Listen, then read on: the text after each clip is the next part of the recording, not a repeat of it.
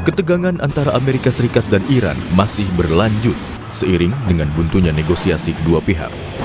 Washington menuntut penghentian program nuklir secara total, sementara Teheran menolak keras pendekatan Amerika Serikat yang dianggap terlalu menekan dan merugikan kedaulatan negara. Yang terbaru, dikutip dari kantor berita internasional milik pemerintah Turki, Anadolu Ajansi, juru bicara Kementerian Luar Negeri Iran, Esmail Bagei, menegaskan Teheran tidak mencari konsesi dari Amerika Serikat untuk mengakhiri perang, melainkan hanya menuntut hak.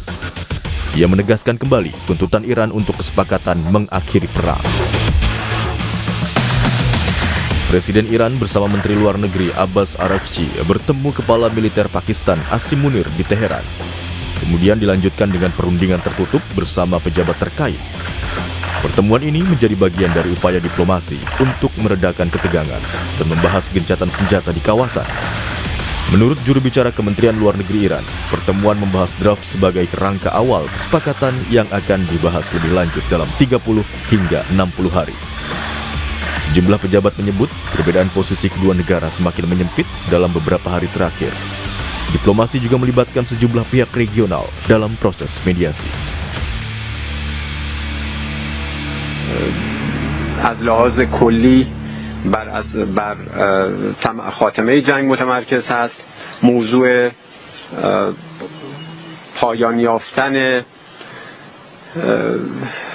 تعرضات دریایی آمریکا، اون چیزی که خودشون به عنوان محاصره دریایی نامگذاری کردند، موضوعات مرتبط با آزاد شدن اموال بلوکه شده ایران، اینها عمده مواردی است که در این یادداشت تفاهم بهش پرداخته میشه. موضوع تنگه هرمز یکی از مباحثی است که در این یادداشت تفاهم 14 بندی غالباً بحث میشه روش، ولی مهمتر از اون پایان دادن به دزدی دریایی و راهزنی دریایی آمریکا علیه کشتیرانی بین‌المللی است. این موضوع برای همه کشورها مهم هست. Sementara itu, Presiden Amerika Serikat Donald Trump bilang perang dengan Iran dapat segera berakhir jika Iran menyetujui kesepakatan. Trump menyebut jika perang diakhiri, ia jamin harga minyak akan kembali turun. Trump bahkan percaya diri jika Iran sebenarnya sangat ingin mencapai kesepakatan.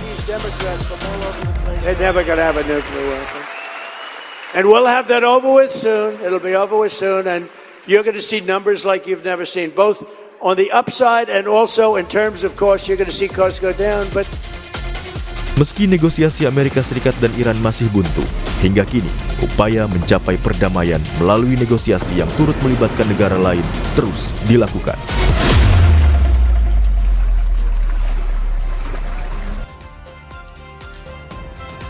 Saudara, ketegangan antara AS dan Iran belum mereda. Kedua pihak mengklaim masih memiliki kekuatan maksimal jika perang berlanjut. Yang terbaru, Teheran menegaskan tidak cari konsesi dari AS untuk mengakhiri perang, melainkan hanya menuntut hak. Ia menegaskan kembali tuntutan Iran untuk kesepakatan mengakhiri perang. Kita bahas bersama pengamat Timur Tengah Universitas Padjadjaran Dina Sulaiman, serta pakar hubungan internasional Presiden University Teguh Reza Shah. Selamat pagi semuanya. Selamat pagi Indonesia, salam dari Press Unit. Selamat pagi Bu Dina. Bu Dina, ketika negosiasi antara Iran dan Amerika Serikat masih alot, itu satu. Kedua, Presiden Trump juga masih melakukan atau melontarkan ancaman-ancaman kepada Iran. Di tengah itu, ketika Ismail Bagei menyebutkan kalau Iran nggak butuh konsesi AS sebenarnya untuk mengakhiri perang. Ini bagaimana Anda menerjemahkan pernyataan ini? Baik, saya pikir ini adalah situasi yang bisa disebut sebagai perang psikologis ya. Jadi kedua pihak terus memberikan pernyataan-pernyataan yang menunjukkan masing-masing masih punya kekuatan, masing-masing masih mampu untuk memberikan tekanan kepada pihak lawan. Tapi kita menilainya tentu data empirisnya seperti apa? Apakah betul memang Amerika Serikat punya kekuatan untuk melakukan perang panjang dengan Amerika Serikat? Kalau kita lihat bagaimana media di Amerika Serikat sendiri sudah membocorkan ya, sudah mengungkap bahwa ternyata sangat banyak amunisi yang habis yang dari pihak Amerika Serikat dan butuh waktu sampai tahunan kalau mau memproduksi ulang. Dan sebaliknya, bahkan Washington Post itu juga sudah menyatakan justru Iran itu punya kemampuan bertahan sampai 4 bulan lagi dan amunisinya itu justru bertambah karena mereka memang mandiri menciptakan sendiri dan itu adalah jenis-jenis rudal atau drone yang murah tapi sangat efektif. Sehingga dalam situasi seperti ini, saya pikir yang berada di atas angin itu adalah Iran, dan dia karena itulah berani ya untuk menetapkan syarat-syarat. Kalau syarat ini tidak dipenuhi, nah kami tidak akan menghentikan perang. Ya, begitu posisinya Iran. Oke, kalau menurut Pak Reza, sebenarnya kalau ini adalah masuk sudah perang psikologis, siapa yang punya daya tawar paling besar di tengah negosiasi yang masih diupayakan? Apalagi kan katanya hari ini diupayakan juga ada keputusan penting yang lahir. Siapa yang secara psikologis lebih kuat? Tepat sekali. Dalam pandangan saya, Iran saat ini berada di atas angin ya. Iran secara psikologis merasa diri sudah menang dan justru dia yang akan memberikan konsensi kepada Amerika Serikat. Ini kalau saya perhatikan dari media The Daily Star di Inggris ya, itu intinya adalah sudah perang 3 bulan, tampaknya Amerika Serikat akan kalah. Itu The Daily Star dari Inggris hari ini. Kemudian juga di Arabian Stories mengatakan hal yang sama. Amerika Serikat itu rasa percaya dirinya sudah sangat turun, bahkan kata kunci yang digunakan adalah 50-50. Di dalam kondisi seperti ini, kalau saya merujuk kepada cara berpikir pakar Amerika Serikat Profesor Henry Kissinger, di mana dikatakan foreign policy begins at home, maka Iran sudah melihat bahwa keadaan dalam negeri Amerika Serikat itu sekarang sudah porak-poranda, seperti yang Ibu Dina katakan tadi. Dan yang kedua, kalau saya juga merujuk kepada teorinya dari Sun Tzu dalam bukunya The Art of War, itu dikatakan bahwa Amerika Serikat ini sudah tidak mampu lagi mengoyak-ngoyak Iran dan juga Amerika Serikat sudah tidak memiliki lagi dukungan dari dalam dan luar negeri. Jadi menurut Sun sekarang saatnya adalah Iran menerima kesepakatan Amerika Serikat tapi dengan tekanan yang luar biasa dari pihak Iran sehingga Amerika Serikat tidak kehilangan muka. Jadi ini adalah keadaan yang tampaknya sedang didesain oleh kalangan Iran. Demikian. Tapi kalau misalnya posisi Amerika Serikat sebenarnya tidak sekuat Iran untuk saat ini, sebenarnya apa yang membuat Amerika Serikat atau Trump sih, lebih konteksnya lebih spesifik Trump, begitu keras kepala ketika kita berbicara soal klausul yang diajukan oleh Iran, apa yang membuat mereka masih bisa melakukan ancaman itu? Kita sudah ketahui bersama ya, Trump itu memiliki sesuatu hal yang namanya secara psikologis itu narcissistic personality disorder ya. Tapi karena itu dia sudah mulai melunak sekarang. Misalnya dia menggunakan kata kunci one page framework memorandum of understanding. Intinya adalah bahwa akan membiayai biaya kerusakan-kerusakan yang sudah dia buat. Kemudian juga dia akan memberikan konsesi bahwa Iran bisa menjual kembali minyaknya. Kemudian Amerika Serikat mengatakan akan mengembalikan aset-aset Iran. Kemudian sanksi-sanksi yang Amerika Serikat sudah jalankan saat ini akan dibahas lagi. Kemudian Iran akan diberikan oleh Amerika Serikat nuclear flexibility, itu antara 30 sampai 60 hari sampai nanti adanya negosiasi final. Tapi bagi Iran itu tidak ada artinya. Yang bagi Iran bahwa urusan nuklir itu adalah urusan kedaulatan, maka urusan highly enriched uranium itu adalah hal yang kami yakini sendiri dan itu adalah sebatas non perang. Karena Iran mengatakan bahwa semua ayatullah kami mengharamkan penggunaan nuklir untuk tujuan perang. Kemudian juga Iran mengatakan jangan singgung-singgung lagi urusan Hormuz, karena urusan Hormuz itu adalah urusan kedaulatan kami dan juga kami yang nanti akan mengurus namanya maritime passage dan juga commercial shipping. Kemudian juga Iran mengatakan bahwa kami siap untuk melakukan negosiasi tahap akhir, tapi atas term kami, dan untuk itu Pakistan sudah mengetahui isi hati Iran. Jadi tampaknya Iran sudah yakin sekali dia sudah di atas angin karena dia sudah punya data bahwa Amerika Serikat itu sedang lemah-lemahnya di dalam negeri. Misalnya opini publik sudah turun sampai sudah mendekati 60%, mengatakan Trump itu sudah tidak layak memimpin. Kemudian juga demonstrasi yang 10 juta orang mengatakan no king. Kemudian juga May demonstration kemarin juga sudah jelas-jelas mengatakan boykot bekerja, kemudian tutup sekolah, kemudian juga protes-protes di tempat-tempat umum. Jadi ini adalah hal-hal yang membuat Iran yakin bahwa Amerika Serikat sekarang sedang turun kapabilitasnya, apalagi kalau kita lihat dari perspektif narcissistic personality disorder, itu Amerika Serikat itu cenderung Trump yang perang melawan Iran, bukannya Amerika Serikat yang melawan Iran. Dan tentunya juga negara-negara NATO itu juga sudah melihat bahwa Amerika Serikat ini sedang lemah-lemahnya, di mana sudah banyak jenderal-jenderal NATO yang melihat bahwa mantan jenderal-jenderal Amerika Serikat seperti Jenderal James Mattis, kemudian Jenderal Mark Esper, kemudian Jenderal John Kelly, dan Jenderal McMaster itu sudah sangat kritis. Mereka mengatakan bahwa sudahlah kita ini sudah ini bukan perang kita. Dan juga Iran juga sudah melihat bagaimana tanggapan dari mantan-mantan jenderal Amerika Serikat seperti Joint Chief of Staff dan juga Combat Commander yang mengatakan bahwa Trump itu tidak layak memimpin kami. Lembaga kami ini sudah lama, sudah well established. Mengapa harus dipimpin oleh orang-orang orang seperti ini? Kita lihat juga kalau misalnya perdebatan antara Hexet dengan Kongres, itu terlihat sekali mereka tidak Hexet dalam hal ini Kementerian Pertahanan Amerika Serikat tidak memiliki fondasi filosofis dan juga tidak memiliki pembenaran konstitusional untuk melanjutkan perang ini. Oke, Trump juga di media sosialnya bilang kalau hari ini di hari Minggu akan ada keputusan penting antara kesepakatan yang baik atau Amerika Serikat atau Trump berarti akan menghancurkan Iran. Kalau menurut Budina sebenarnya dengan kondisi Trump yang sudah begitu terdesak, mana peluang yang lebih besar? Apakah artinya keputusan baik itu semakin terbuka pintunya? Ya, kalau kita lihat polanya, itu memang setiap akhir pekan selama ini ya, itu setiap akhir pekan itu Trump itu mengeluarkan pernyataan-pernyataan yang berdampak pada pasar ya. Ketika dia mengatakan bahwa ini akan ada keputusan yang baik, ini akan ada langkah-langkah yang akan menuju pada akhir perang, itu kan harga minyak naik ya. Nah, kemudian harga saham juga cenderung turun gitu.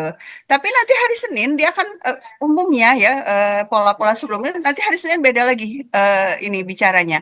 Nah, selama ini sudah banyak informasi juga bahwa ini ada kaitan dengan jual beli saham dan jual beli minyak. Dan kalau kita lihat secara teori kebijakan luar negeri itu kan dipengaruhi oleh 4 ya umumnya ya di negara-negara demokrasi. Yang pertama kelompok kepentingan, dalam hal ini adalah kelompok-kelompok lobi Israel, kemudian perusahaan transnasional. Dalam hal ini di Amerika jelas ada perusahaan minyak, ada perusahaan senjata, dan mereka mengambil keuntungan yang sangat besar dari perang ini dan berharap perang terus berlanjut. Dan kemudian ada opini publik dan ada gerakan massa. Nah, di dua poin ini ya, di dua faktor ini, opini publik, gerakan massa, saya pikir ini yang kemudian akan memberikan tekanan kepada Trump untuk betul-betul memberikan kabar baik kepada dunia ya, bahwa perang akan berakhir. Cuma masalahnya seberapa kuat antara dua pihak ini, kelompok kepentingan dan perusahaan transnasional versus rakyat Amerika Serikat yang mengalami penderitaan ya karena perang ini ya, akibat harga bensin, harga pangan yang terus naik. Mudah-mudahan tentu saja ini yang akan semakin menguat ya, gerakan di dalam negeri Amerika Serikat semakin menguat karena pada akhirnya di sebuah negara yang demokrasi itu presiden pasti bisa ditundukkan dengan konstitusi yang ada, dengan mekanisme yang ada, misalnya impeachment misalnya gitu ya, seandainya memang para politisi di dalam negeri bersatu bersama rakyat Amerika Serikat untuk betul-betul menghentikan perang ini yang sudah terbukti merugikan rakyat Amerika Serikat sendiri. Kalau misalnya ini adalah memang pola yang kerap dilakukan Trump untuk dalam tanda kutip main-main harga saham dan juga minyak, menurut Anda sampai kapan Trump akan menggunakan strategi ini dan sampai kapan juga itu akan efektif? Sampai kapannya tentu sampai rakyat Amerika Serikat menghentikannya ya. Jadi mengenai permainan harga saham, insider trading itu bahkan sudah diungkap oleh BBC ya. Jadi ini pola yang akhirnya ditangkap oleh media Tapi kemudian akhirnya BBC yang berani untuk mengungkap secara terbuka dan saya pikir kalau Amerika Serikat rakyatnya ya masih terus ya selama ini memang protes, tapi kalau protesnya tidak tereskalasi ya Trump masih punya kesempatan untuk melanjutkan situasi ini yang menguntungkan dirinya dan inner circle-nya. Tapi kalau rakyat Amerika Serikat kemudian bangkit bersama dengan para politisi, terutama dari Demokrat, harapan kita tentu seperti itu ya, dan memberikan tekanan kepada Trump melalui Kongres. Saya pikir ini akan bisa segera dihentikan. Oke, mengakhiri perang salah satunya adalah dengan negosiasi. Nah, kalau Pak Reza, menurut Anda sebenarnya ketika pernyataan soal Selat Hormuz masih kontradiktif antara Amerika Serikat dan juga Iran, kemudian soal pengayaan uranium yang tampaknya ya udah fix banget ini nggak bisa diapa-apain lagi. Menurut Anda masih akan jadi ganjalan yang begitu besar atau AS dengan kondisi yang terdesaknya akan mulai kompromi? Tampaknya kalau saya menempatkan diri pada posisi Iran, maka urusan uranium itu jangan diganggu-gugat.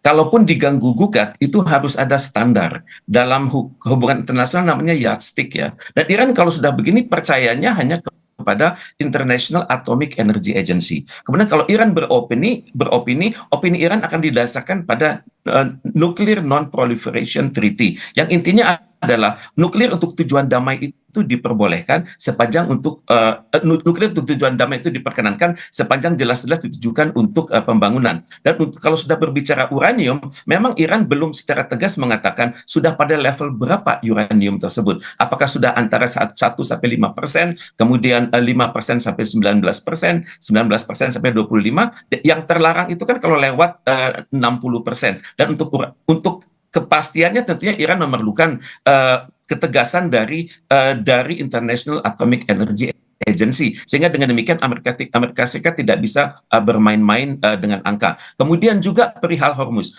bagi Iran Hormuz itu adalah urusan kedaulatan kami. Kenapa kami keras? Itu karena kami sedang dalam perang, dalam kondisi transit nanti kapal-kapal yang menggunakan hukum innocent passage. Tentunya kami juga harus yakin bahwa mereka itu tidak dalam posisi untuk menyerang Iran. Maka untuk itu Iran bersikap sangat keras perihal Hormuz ini. Kalaupun nantinya akan ada koalisi internasional ataupun konsorsium internasional di luar perairan Hormuz, itu kan sudah mulai banyak pihak yang ingin terlibat. Amerika Serikat ingin Cina terlibat, tapi Cina tidak menyatakan. Tapi bagaimana dengan Rusia? Kita masih harus menunggu implementasi dari KTT Putin dan Xi Jinping beberapa hari silam. Tapi yang jelas Uni Eropa tampaknya sudah memikirkan bagaimana keamanan di luar Selat Hormuz tersebut agar kapal-kapal yang nanti masuk dan keluar dari Hormuz itu tidak terganggu lagi. Dan untuk itu bagi Iran tampaknya kalau bicara Hormuz kami jangan diganggu. Itu adalah kedaulatan kami, tapi kalau berada di luar Hormuz untuk menjamin keamanan kapal-kapal tersebut sampai ke tujuan, tampaknya Iran akan mengizinkan adanya konsorsium tersebut sepanjang Iran juga ada di situ, sehingga dengan demikian posisi Iran adalah primus inter pares atau satu tingkat di atas negara-negara tersebut, dan mereka tidak boleh mengambil keputusan di luar konsultasi dan konsensus, dan Iran harus ada di situ. Tampaknya Iran tetap ngotot kalau berbicara uranium dan Hormuz, karena ini menyangkut peradaban mereka yang sudah berusia 4.500 tahun, dan konon pada tanggal 28 Februari silam itu akan diluluh lantakkan oleh Amerika Serikat. Ancaman Amerika Serikat dan Israel ini luar biasa, akan menghabisi peradaban Iran, menghabisi rakyat Iran, dan untuk itu Iran sampai sekarang ngotot tidak akan menarik diri dari tekanan dari proposal yang telah diajukannya selama ini. Demikian. Kalau soal pengayaan uranium, Bu Dina, menurut Anda sebenarnya kekhawatiran Trump yang selalu disampaikan masuk akal enggak? Ya, yang pertama yang diinginkan oleh Trump itu berlebihan, itu problemnya sebenarnya ya. Iran itu punya hak untuk memperkaya uranium sampai 3,6%, tapi kemudian dia memperkaya lagi sampai 20%. Tapi itu sebenarnya sebagai faktor deterrence ya. Jadi karena setelah JCPOA ditandatangani Trump di tahun 2018 malah keluar gitu ya, dan kemudian menambah sanksi lagi, padahal di perjanjian JCPOA 2015 itu Iran sudah bersedia memberikan banyak hal ya, memberikan banyak konsesi, misalnya mesin-mesin sentrifugalnya itu dihancurkan misalnya gitu kan, Terus juga pengawasan itu betul-betul ketat. Di seluruh sudut ada kamera IAEA. Itu dilakukan semuanya oleh Iran. Tapi ternyata Trump keluar sepihak dari perjanjian tersebut dan memberikan sanksi tambahan. Nah, Iran responsnya adalah menambah pengayaan uranium itu.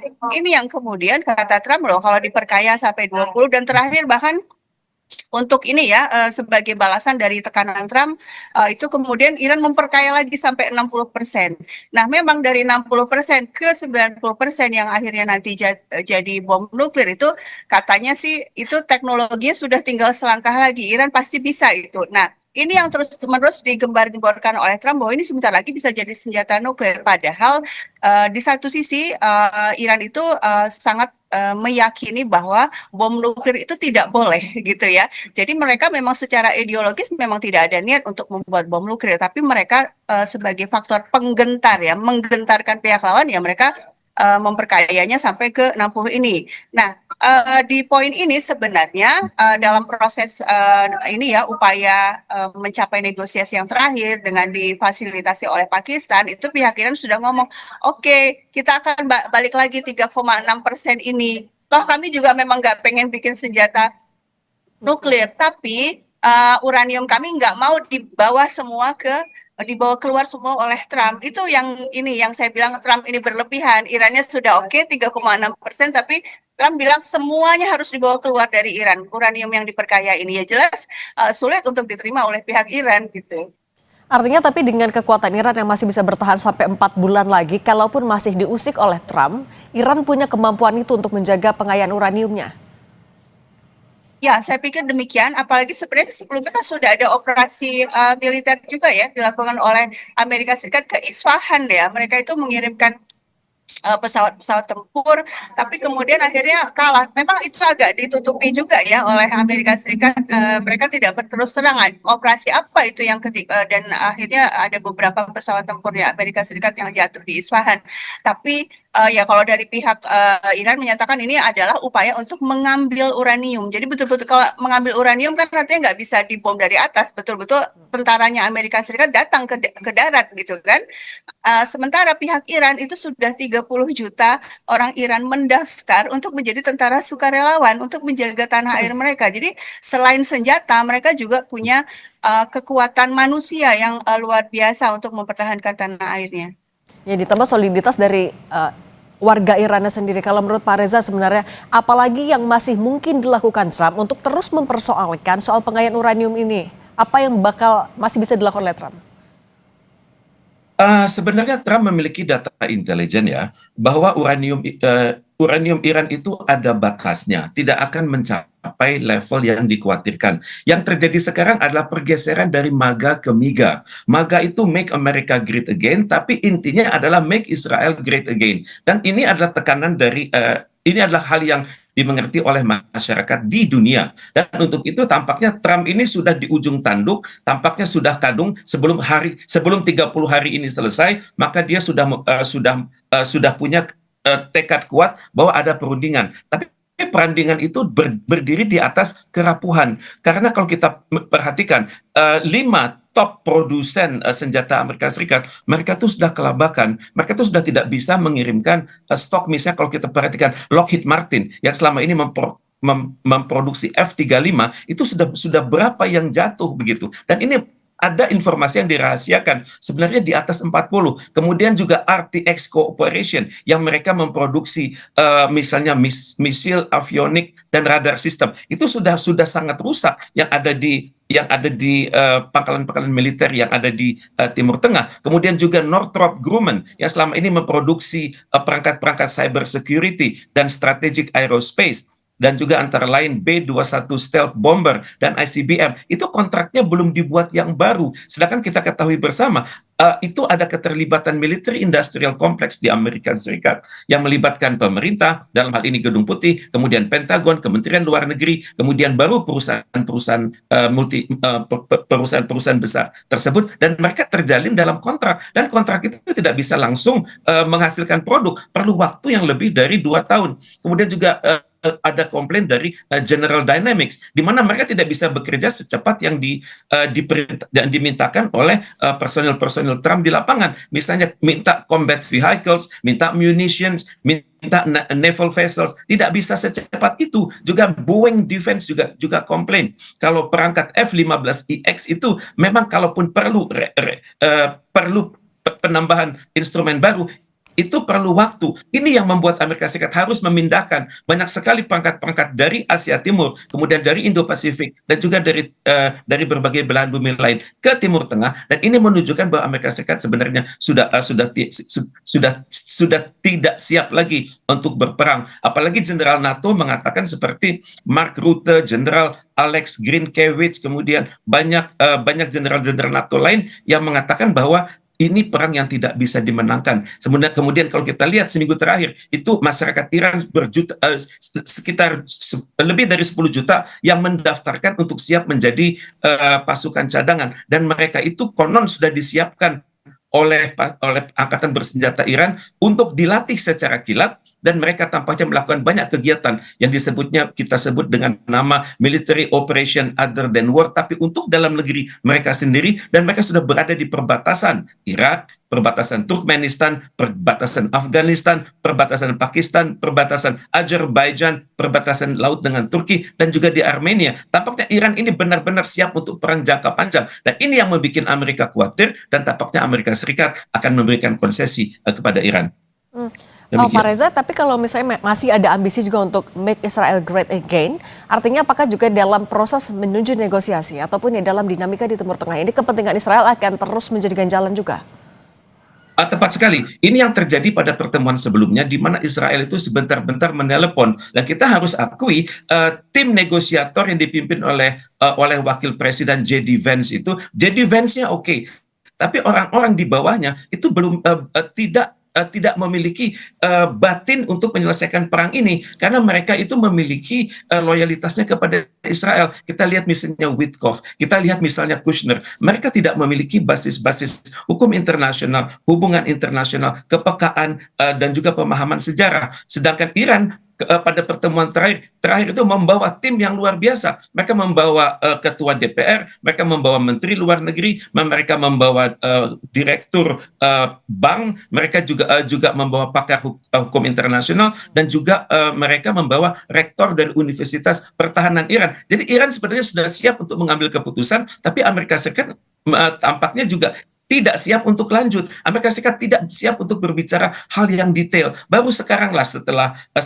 3 bulan ini hampir berakhir, Donald Trump itu sadar nampaknya perang ini tidak bisa dimenangkan lagi, dan dia memerlukan exit strategi yang manis, dan tampaknya Iran juga berpikir, saya sudah di atas angin, saya yang akan ngotot untuk menentukan termnya. Misalnya Iran sudah sangat detail mengatakan bagaimana soal uranium, bagaimana soal Hormuz, bagaimana sanksi primer PBB, bagaimana sanksi sekunder PBB, dan juga bagaimana kedudukan Iran yang dana-dananya selama ini ditahan dari tahun 79 itu harus dikembalikan, dan untuk itu ya saya perhatikan sekarang Trump mungkin bisa menekan, tapi secara psikologis Iran berada di atas angin.